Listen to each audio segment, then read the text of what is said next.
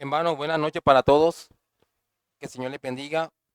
Hoy vamos a iniciar, luego de la introducción que nos dio nuestro hermano pastor, la temática referente a problemas en la iglesia de Corinto.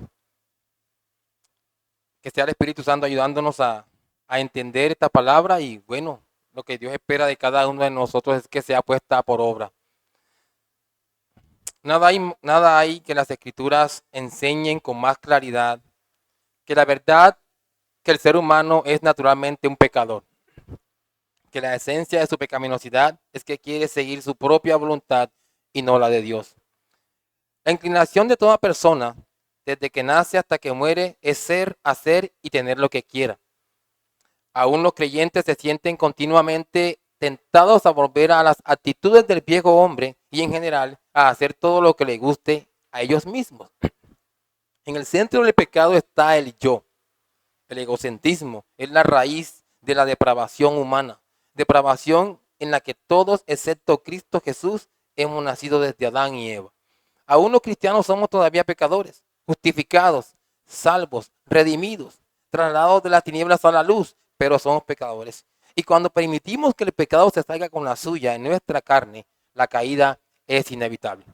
Cuando dos o más personas que conviven están empeñadas en hacer cada quien lo que le da la gana, muy pronto estarán discutiendo y peleando, porque tarde o temprano sus intereses, sus preocupaciones propias, sus prioridades propias entrarán en conflicto y cada quien va a defender lo que busca. Cada quien va a buscar lo suyo propio y no aceptará lo del otro. No hay posibilidad de que haya armonía en un grupo, aún en un grupo de creyentes cuyos deseos, metas, propósitos e ideales están generados por su yo. Al escribir a sus hermanos cristianos, Santiago pregunta, ¿de dónde vienen las guerras y los pleitos entre vosotros? ¿No es de vuestras pasiones las cuales combaten en vuestros miembros? Codiciáis y no tenéis, matáis y ardéis de envidia y no podéis alcanzar, combatís y lucháis. En Santiago 4, versículos 1 y 2.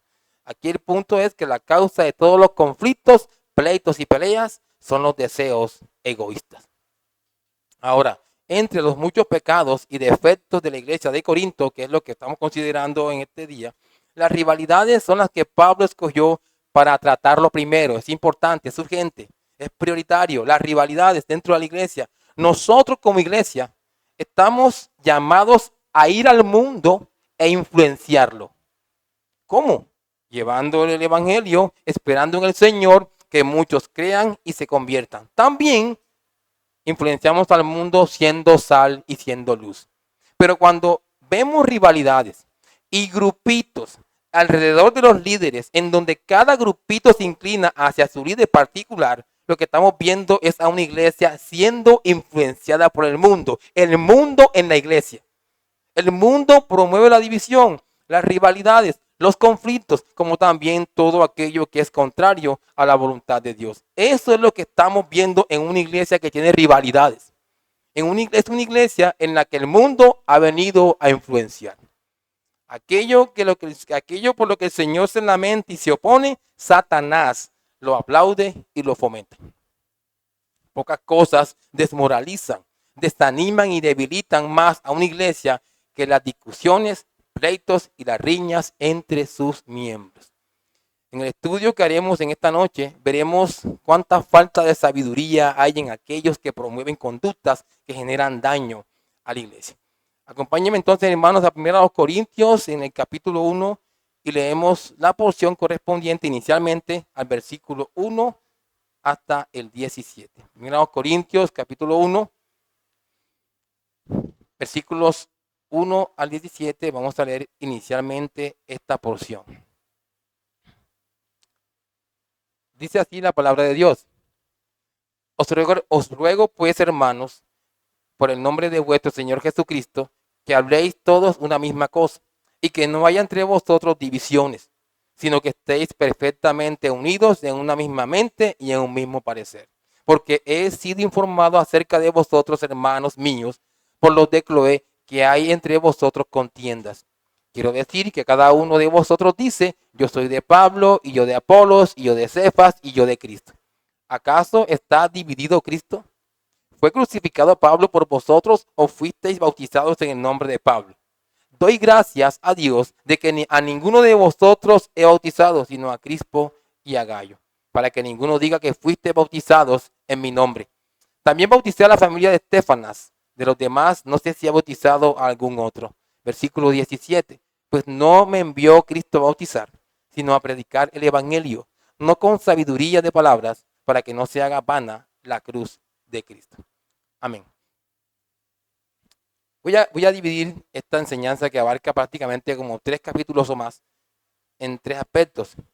El problema, inicialmente hablaremos del problema. En segundo lugar, hablaremos sobre una consideración de la sabiduría. Y en tercer lugar, hablaremos de la solución al problema. El problema, hablaremos una consideraciones acerca de la sabiduría y veremos, en fin, en último lugar, la solución al problema. Veamos inicialmente el problema.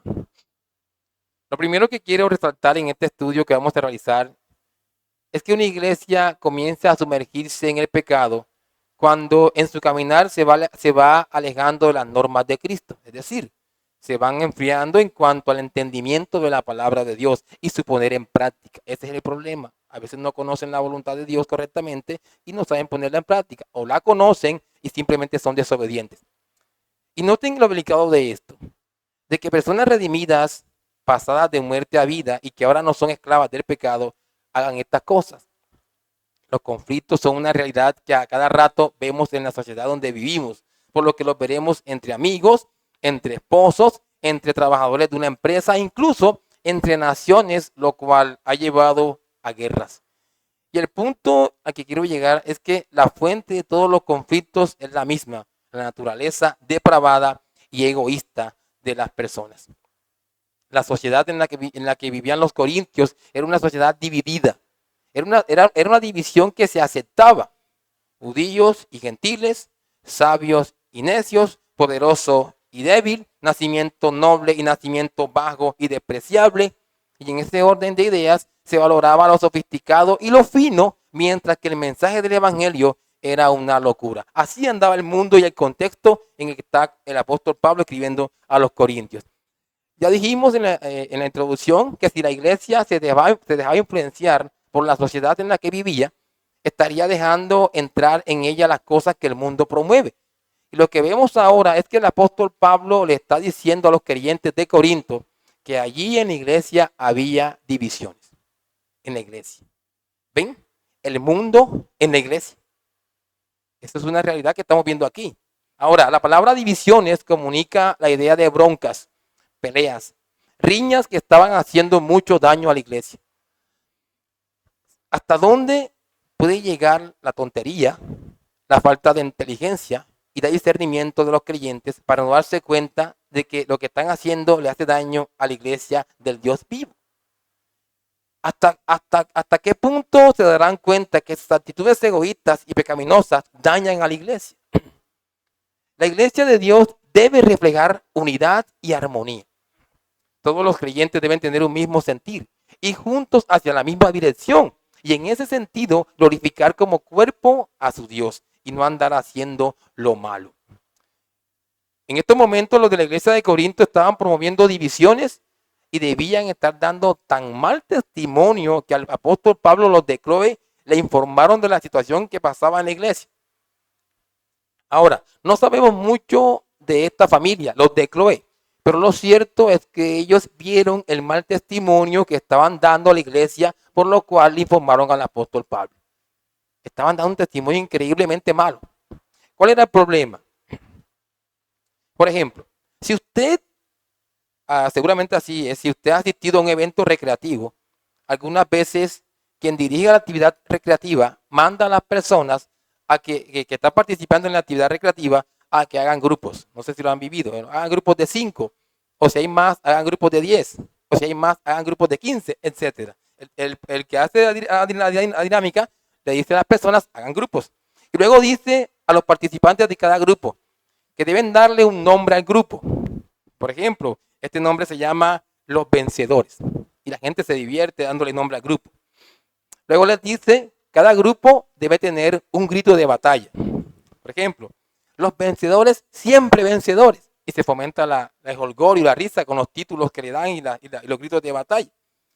Y después les dicen que hagan una canción o que canten una estrofa que identifique a cada grupo. Y se divierte la gente y la pasa bien. Algo similar está pasando en la iglesia de Corintios. Había diferentes grupos que tenían diferentes opiniones, que tenían su propia publicidad y sobre todo su propio grito de batalla. ¿Cuál era el grito de batalla? Yo soy de Pablo. Otros decían, yo soy de Apolos. Otros decían, yo soy de Cefas. Y los más espirituales decían, yo soy de Cristo. ¿Ven? ¿Ven ese desorden ahí? Todo esto estaba mal. Y seguramente los líderes no sabían estas cosas que estaban pasando. No sabían porque eran hombres fieles y hombres firmes a Dios. Ahora, esta es una clara evidencia de división en la iglesia. Es claramente una división. A pesar de que Dios coloca hombres en la iglesia y los hace competentes y fieles en la predicación de su palabra, y esos hombres sean instrumentos de Dios para ayudar a su pueblo en muchas cosas, a pesar de que Dios hace eso, y esto genere que la iglesia, las personas que están en la iglesia, estimen a estas personas que hacen buen trabajo para Dios. A pesar de estas cosas, nosotros como creyentes no venimos a la iglesia a buscar a hombres. No venimos a la iglesia a buscar a hombres, venimos a buscar a Dios. Que venga alguien a la iglesia a ver si algún hombre lo va a redimir. No, se va a condenar al infierno si hace eso. Venimos a la iglesia a buscar a Dios.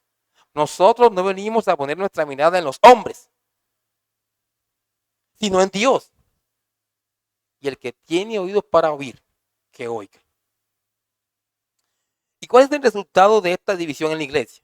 Contiendas, discordias, riñas unos con otros.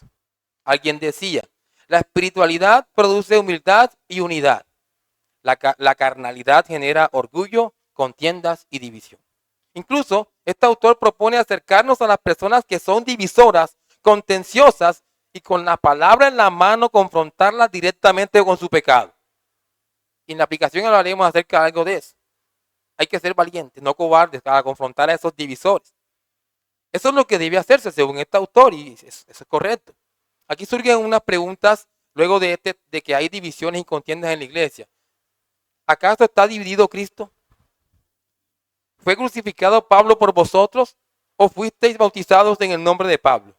¿Cuál es el punto del apóstol Pablo al hacer estas preguntas? ¿Cuál es el punto? Los creyentes están unidos a Cristo y además son uno en Cristo, lo que implica que no deberían hacer nunca nada que trastorne o destruya la unidad. Eso es lo que Pablo quiere decir aquí. En 1 Corintios capítulo 1, versículo 1, el apóstol dice que él fue llamado a ser apóstol de Jesucristo por la voluntad de Dios. La autoridad que tenía el apóstol Pablo fue delegada por Dios. Él no era nadie. Además, era un perseguidor de cristianos. Eso era él. Era un vil y despreciable hombre que Dios escogió para servirle. Es por eso, hermanos, que aunque este hombre hizo mucho por la causa de Cristo, nada era de él. Nada. Todo era de Cristo. Si un ministro de Dios se para aquí a predicar su palabra y Dios se glorifica trayendo salvación y confirmando a la iglesia, eso lo hizo Cristo. La gloria es para Cristo. Es por eso que el propósito de Pablo era llevar las personas a Cristo y no atraerlas hacia Él. Además, dice en 1 Corintios 1:17, pues no me envió Cristo a bautizar, sino a predicar el evangelio, no con sabiduría de palabras, para que no se haga vana la cruz de Cristo. El apóstol Pablo no bautizó a muchos convertidos precisamente por el hecho de que su llamamiento primario era otro. Dios no lo llamó a que siéntese bautista hasta que llegue. Él fue llamado a predicar el evangelio. Y por cierto, la iglesia también está llamada a predicar el evangelio. La gran comisión continúa con la iglesia. Pero levántate y ponte sobre tus pies. Es lo que Dios le da a entender al apóstol Pablo. Levántate. Él fue enviado a predicar el evangelio. Levántate, ponte sobre tus pies. Aquí como dicen Hechos de los Apóstoles, porque para esto he aparecido a ti, para ponerte por ministro y testigo de las cosas que has visto y de aquellas en que me apareceré a ti. Y miren ahora lo que hace el Evangelio. Los incrédulos deben entender, si no tienen esto en su vida, ustedes están, miren aquí, para que abran sus ojos, están ciegos los que no creen al Evangelio, espiritualmente hablando. Para que se conviertan de las tinieblas a la luz, andan en tinieblas los que no creen en el Evangelio. Y de la potestad de Satanás a Dios, anda sometido al poder del diablo los que no creen en el Evangelio. Esto es lo que Pablo estaba haciendo cuando predicaba el Evangelio. Para que cuando aquel que escucha y cree, le pasen esta obra gloriosa en su corazón. Para que reciban por la fe que es en mí, perdón de pecados y herencia entre los santificados. Este era el trabajo de Pablo. Y cuando alguien se convertía al Evangelio, era porque pasaba esto en sus vidas. Ese era el trabajo del apóstol. Y no es de ponerse a formar grupitos que funcionaban en torno a él. Eso era. Todas estas cosas pasan cuando hay poco entendimiento en cuanto a la verdad del Evangelio. Poco entendimiento en cuanto a la verdad del Evangelio. Casi nulo, diría yo. Y lo que el apóstol hará ahora es aclarar esta verdad que conlleve a que el creyente se enfoque correctamente en su vida. Vamos entonces al segundo punto y haremos unas consideraciones o hablaremos sobre el asunto de la sabiduría de Dios. El asunto de la sabiduría de Dios. Versículo 1, leemos desde el versículo 18 en adelante en 1 Corintios capítulo 1. Capítulo 1, versículo 18 en adelante.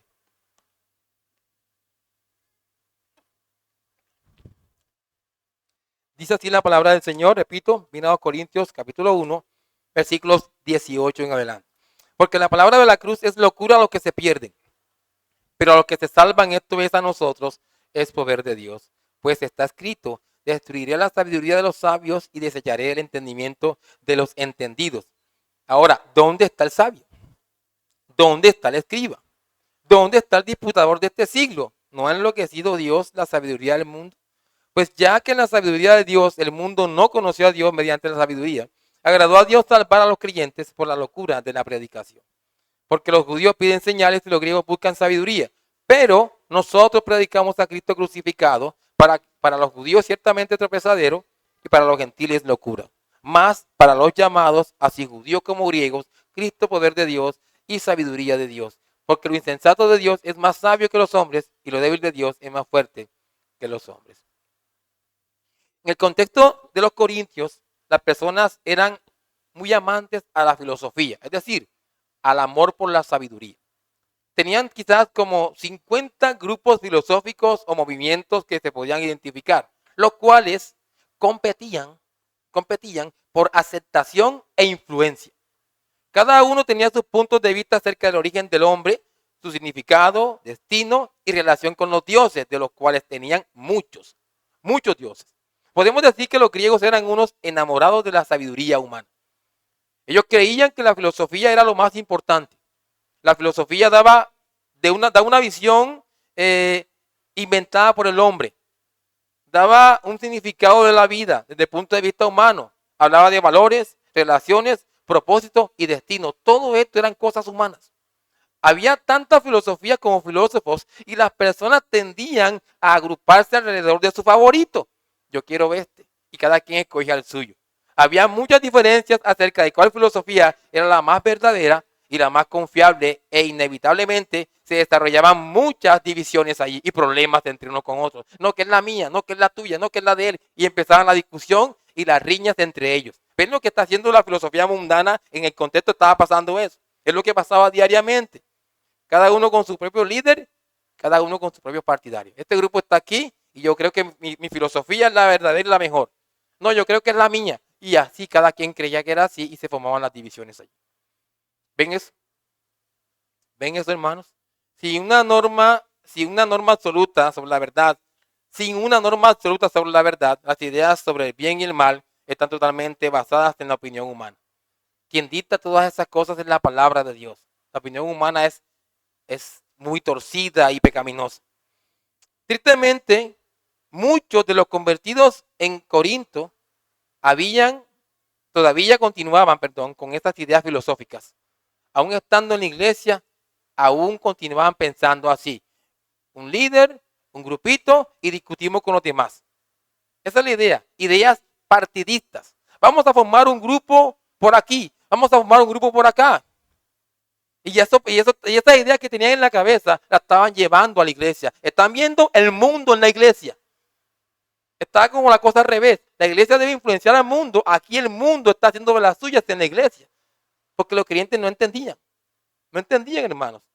Sin embargo, la idea del apóstol Pablo es de escribirles estas palabras es la siguiente.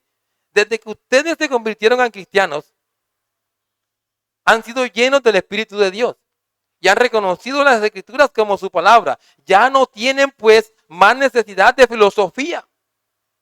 ¿Para qué están con su filosofía? No les sirvió para nada cuando no creían y ciertamente tampoco los ayudará ahora que creen.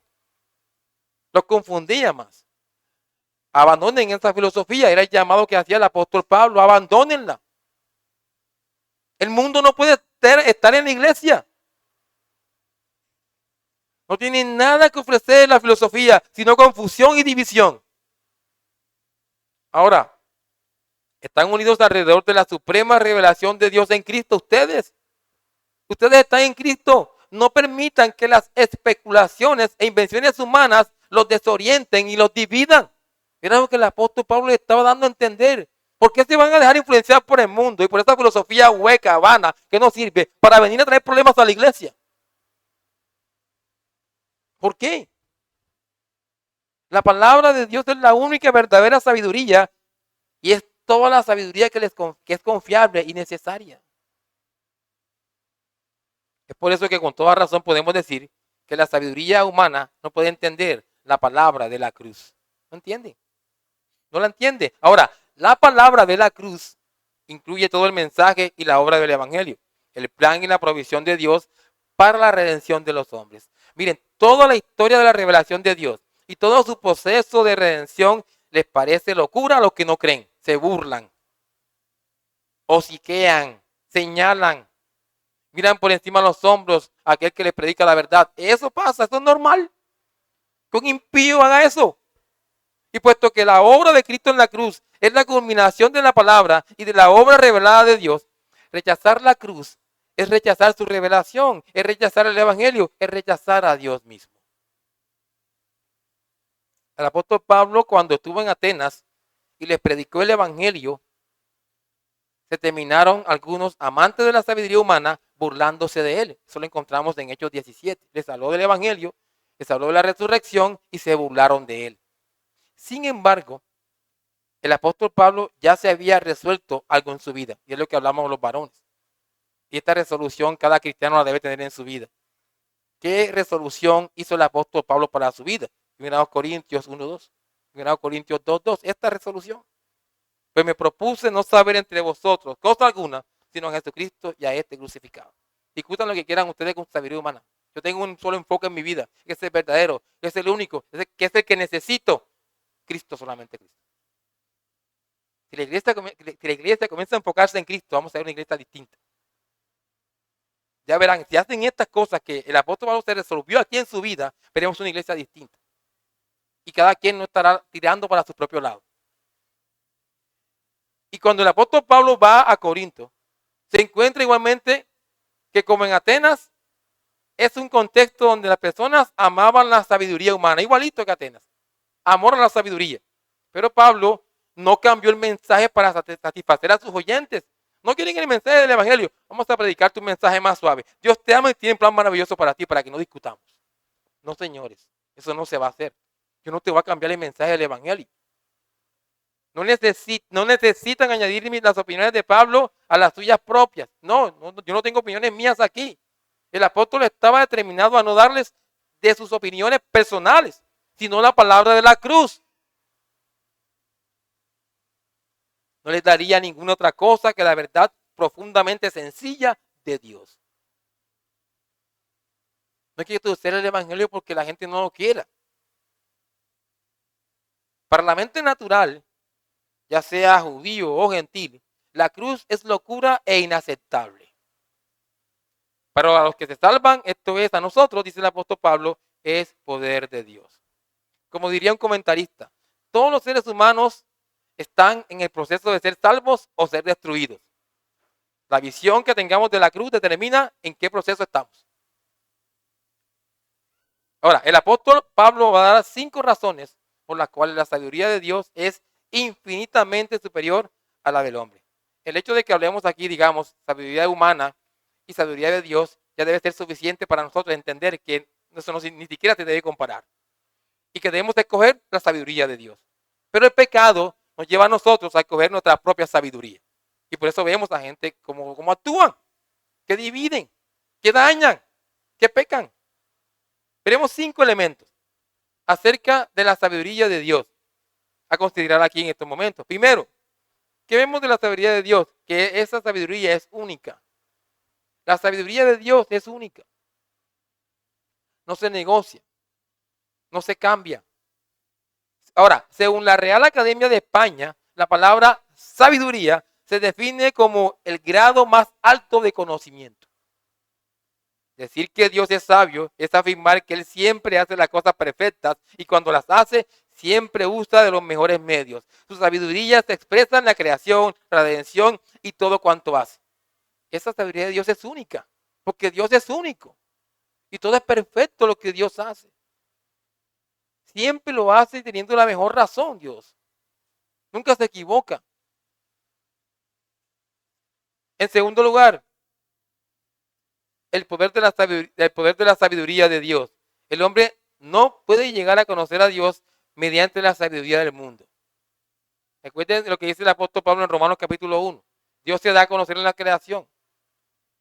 Pero los hombres en su propio entendimiento carnal empezaron a hacer cosas distintas a lo que Dios quería que ellos entendieran.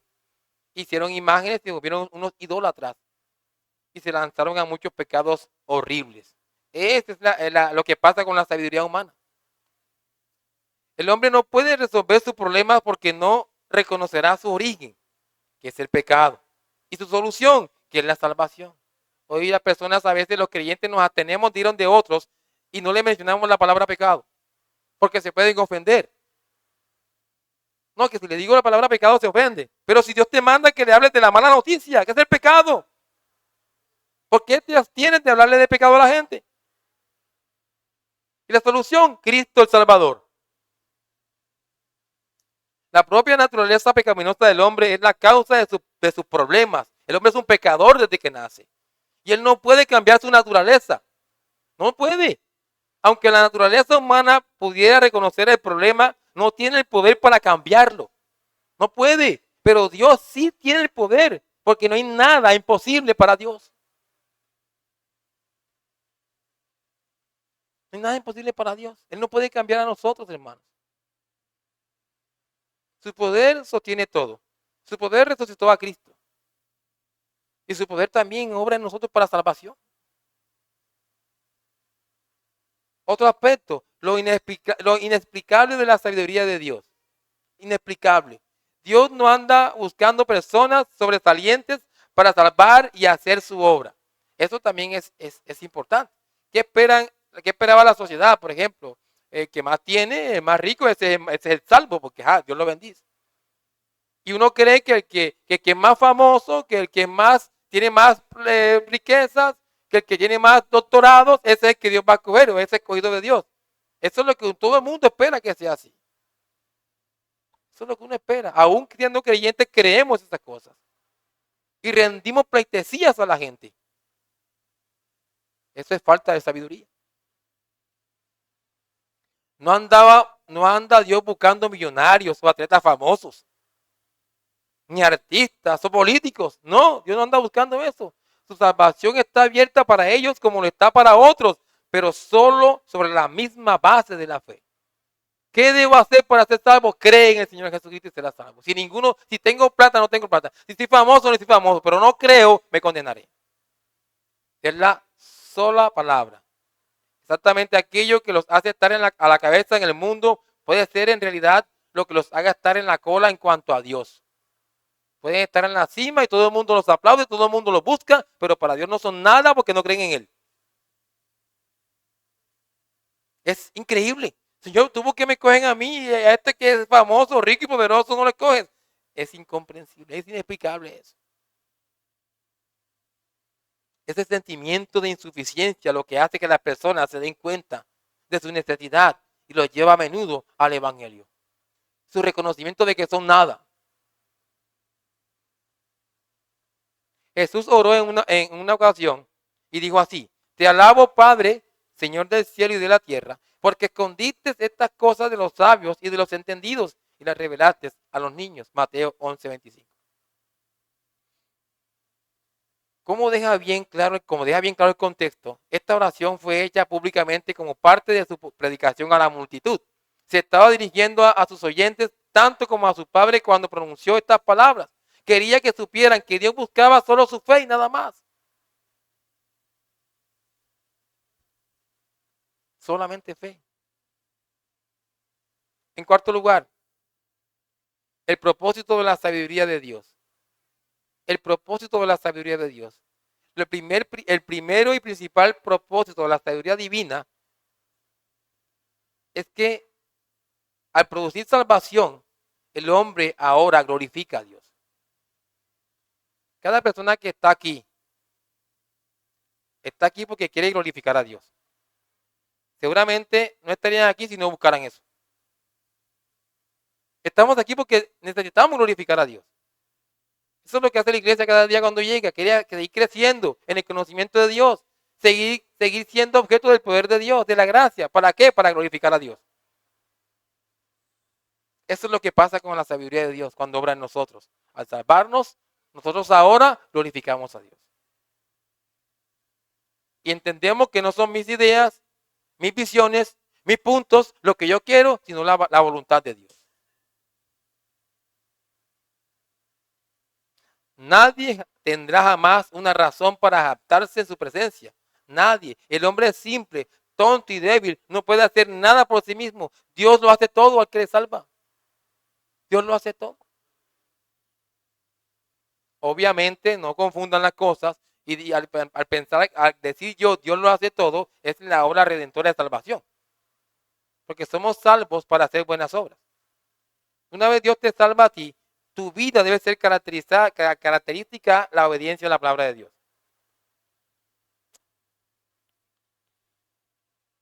Porque por gracia sois salvos por medio de la fe.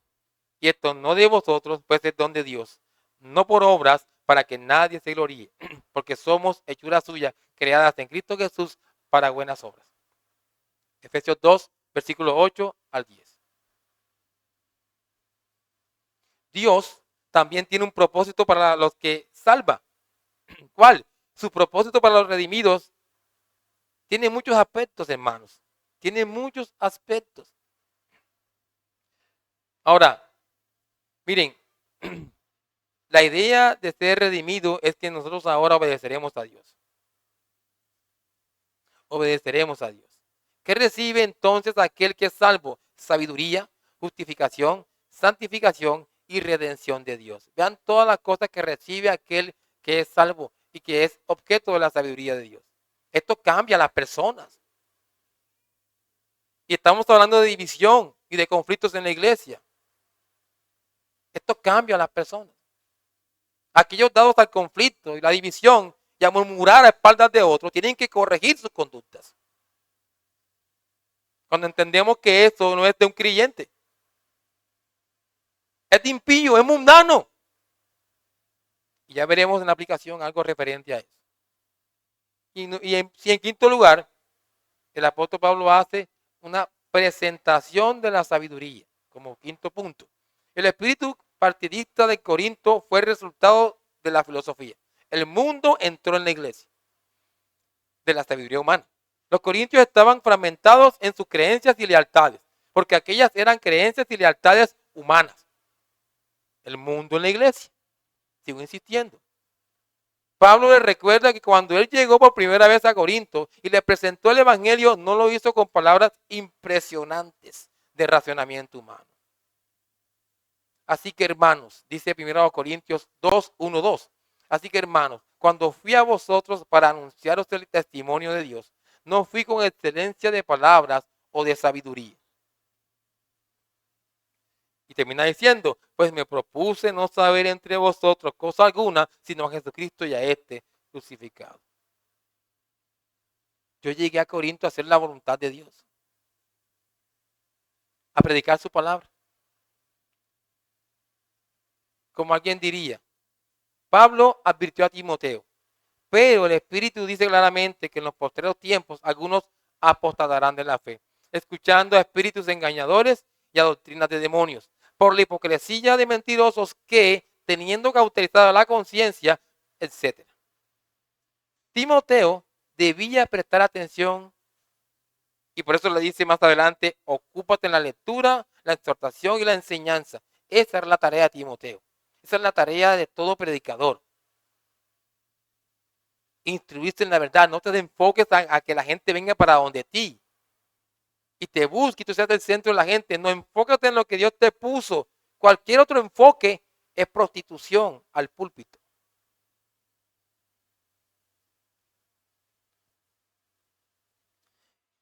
Y finalmente, mis hermanos, veamos la solución al problema. Que la solución al problema es obvia, hermanos. Es obvia. Obediencia a Dios. Obediencia.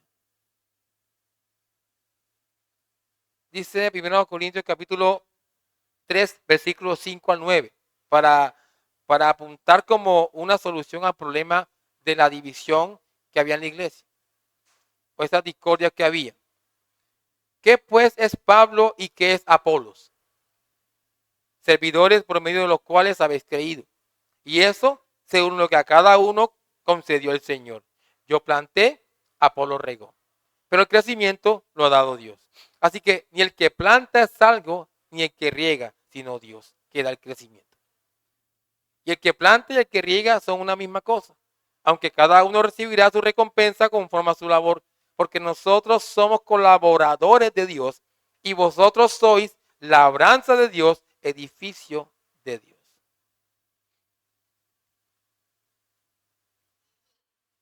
Apolos y Pablo eran sencillamente servidores por medio de los cuales habéis creído. Eran instrumentos, no la fuente de la salvación. Como Pablo les había recordado antes, él no había muerto por ellos, ni habían sido bautizados por su nombre. Él no era el centro, él no era la clave, él no era la piedra angular. No era.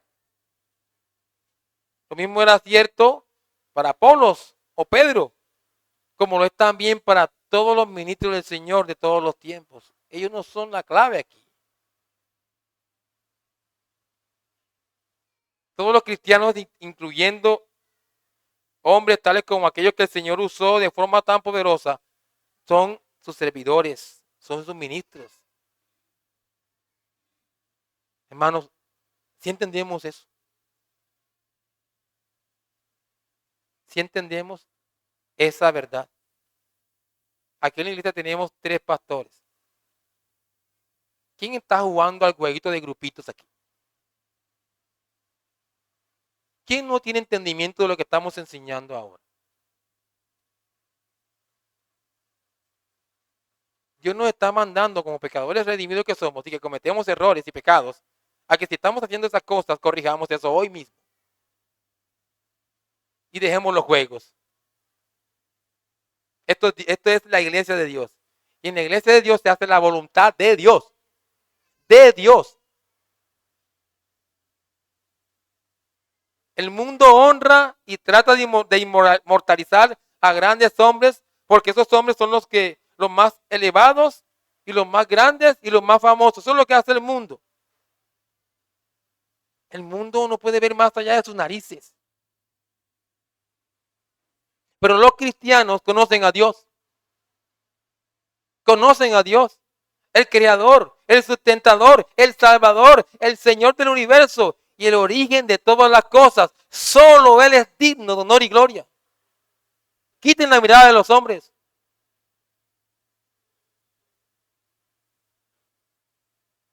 Esos hombres tienen que cumplir un ministerio que Dios le ha dado. Pablo usa una metáfora de la agricultura y reconoce que él plantó y Apolo regó. Ellos han cumplido bien y fielmente su tarea. Y le damos gracias a Dios para que nuestros ministros aquí cumplan fielmente su tarea. Una tarea que hacen para Dios. Para que tanto ellos como su pueblo que los escucha honre a Dios.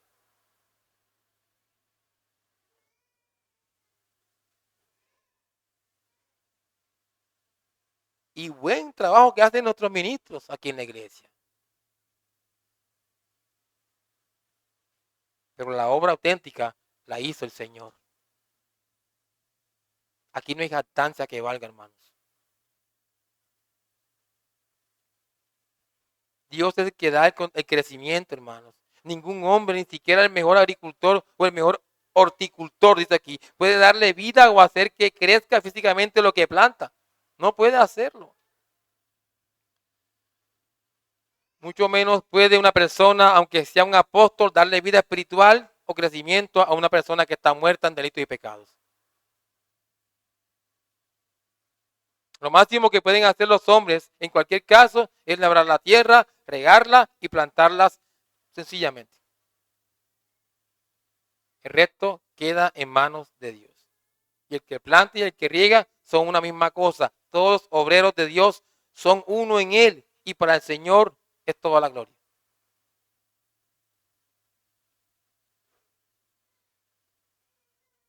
El reconocimiento de nuestra unidad en el Señor es el único remedio seguro para nuestra tendencia a las divisiones. El reconocimiento de nuestra unidad en el Señor es el único remedio seguro para nuestra tendencia a las divisiones. No deja lugar a la carne y a su celo, disensión y división. No, Señor. No, Señor. La iglesia tiene que apartarse de toda división. De todo eso tiene que apartarse la iglesia. De grupitos. Finalmente, hermanos, Pablo y Apolos solo eran colaboradores de Dios. No era su propio ministerio en el que estaban trabajando, sino el de Dios. Pablo y Apolos estaban trabajando para el Señor. Como alguien diría, qué divino compañerismo. Y así que debe estar la iglesia unida. Era la iglesia de Dios en Corinto, no la de Pablo, no la de Apolos, no la de Pedro. Como para yo ir detrás de ellos. Los creyentes allí eran labranza de Dios, edificio de Dios y solo de Él. Y la gloria por toda buena obra hecha allí o en cualquier parte le correspondía solamente a Dios.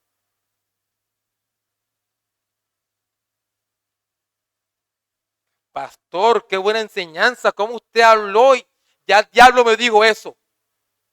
La gloria es para Dios, no para los hombres. No busquen hombres, busquen a Dios, hermanos.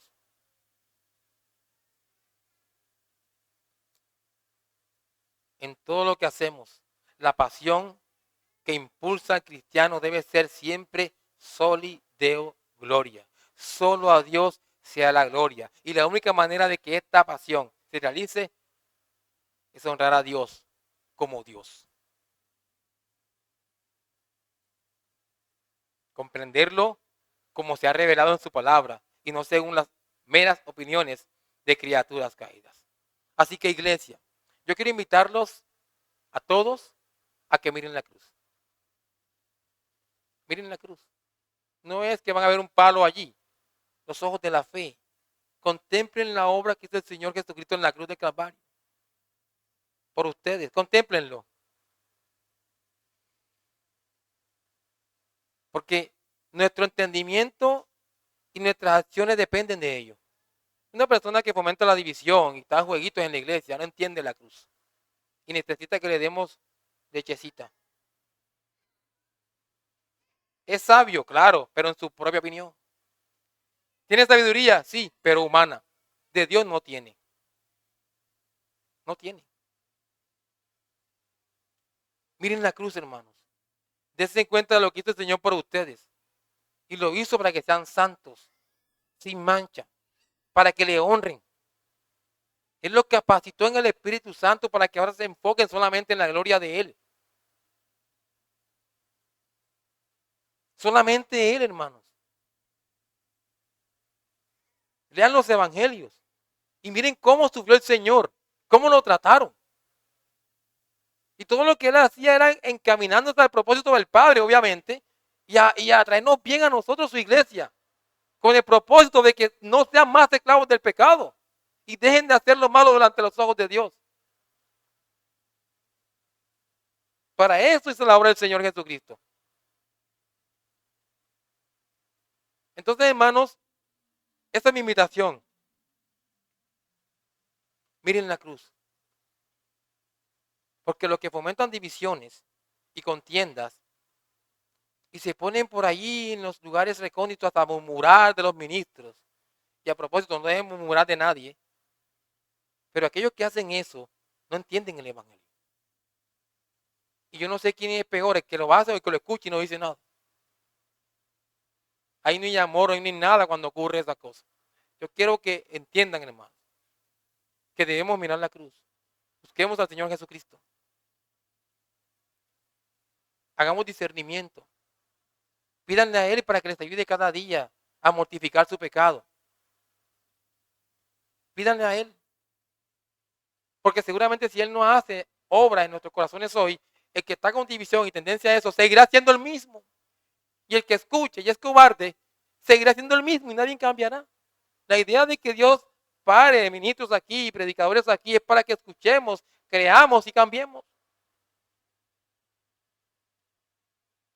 Entonces, mis hermanos, finalmente, a manera de aplicación, quiero traer una sola aplicación. Ya se las dije prácticamente.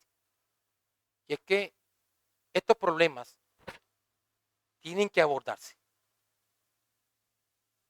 Tienen que abordarse. Y no dejar que avancen en la iglesia. Si estas cosas pasan en la iglesia, tenemos que abordar estos problemas. Y nosotros que tendemos a darle, digamos, estatus a las personas, no tenemos que hacer eso más. Si este hizo eso, voy donde aquel y lo exhorto a que deje de hacerlo. Si aquel, sea quien quiera que sea, dice el apóstol Pablo en Gálatas, quien quiera que sea, que genere estos problemas, tenemos que ir a esa persona y exhortarla. Quien no lo haga es un cobarde y un traidor a la causa de Jesucristo. Porque nosotros como iglesia procuramos que eso no se suceda aquí. Y esperamos en el Señor que no esté pasando. Pero si hablamos más de nuestros ministros, está pasando.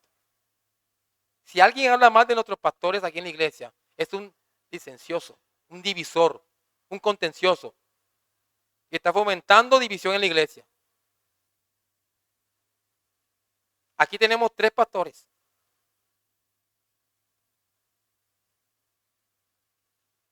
Y cada vez que se para un pastor aquí, es Dios glorificándose. Aquí no tiene cada que pastor un grupito. Y ustedes no lo fomenten. No lo fomenten. No lo hagan. Pero si viene alguien a hacerlo, repito, exhórtenlo. Y mucho menos cuando hablen mal de nuestros ministros. No sean cobardes. No traicionen a Jesucristo. Confronten al pecador que hace esas cosas. Y nadie es especial aquí para darle licencia para pecar. Nadie. Nadie. Entonces, mis hermanos, les invito a que nos deshagamos de esas cosas. ¿Y cómo lo hacemos? Con la palabra. Con la palabra, mis hermanos. Tenemos que ir a la palabra. Tenemos que humillarnos delante de Dios. Tenemos que pedirle a Él para que estas cosas no sucedan en la iglesia. Y si sucede, vamos a atacarlas de raíz. Pero no podemos callar ante eso. Si el apóstol Pablo no habla y manda esta carta, ¿cómo estaría la iglesia de Corintios? Tuvo que intervenir para que esto se corrigiera. Miren la segunda carta. Y Pablo exalta su arrepentimiento. Pero tuvo que trabajar duro exhortándolos. Entonces no podemos callar ante problemas de división aquí en la iglesia. Tenemos que exhortar en amor para que eso no suceda. Y la iglesia esté unida en el Señor. Eso es lo que buscamos, hermanos. Insisto, morir en la cruz. Estamos llamados a hacer la voluntad de Dios. Pídenle a Dios que les ayude a esas cosas. Pidámosle a Dios que nos ayude a esas cosas. Porque todos podemos caer en estas cosas. Y que Él tenga misericordia de nosotros. Y nos ayude cada día a hacer su voluntad. Y finalmente, para las personas que no creen, simple y llanamente, hermanos, los incrédulos no tienen parte con el Señor. Si tú eres incrédulo, tú no tienes nada que ver con las cosas de Dios. Tú odias a Dios. Tú aborreces a Dios. Tú no eres bueno. Si alguno aquí es incrédulo, que se olvide de creer que es bueno. El apóstol Pablo dice en Romanos capítulo 3, no hay justo ni a uno. No hay quien entienda, no hay quien busque a Dios. Efesios capítulo 1, capítulo 2, versículo 1 dice que estamos muertos sin delito y pecado. Así que alguien aquí no cree, esa persona es impía, no es buena. Y tiene problemas con Dios. Y si se mueren sus pecados, se lo digo con toda certeza y respeto, se va a ir al infierno. Y esto no es invento mío. Es lo que pasa aquí para aquellos impenitentes que no se arrepienten y creen en el Señor. Y lo que queremos nosotros al decir este mensaje que no cree, es que se arrepiente y crea. Porque así como el Señor no quiere que se condenen los impíos, tampoco queremos nosotros que se condene nadie. Por eso queremos aquí, lo digo aquí ahora, que el que no cree, busque al Señor Jesucristo y se arrepienta de sus pecados y venga a Él. Amén. Vamos a orar.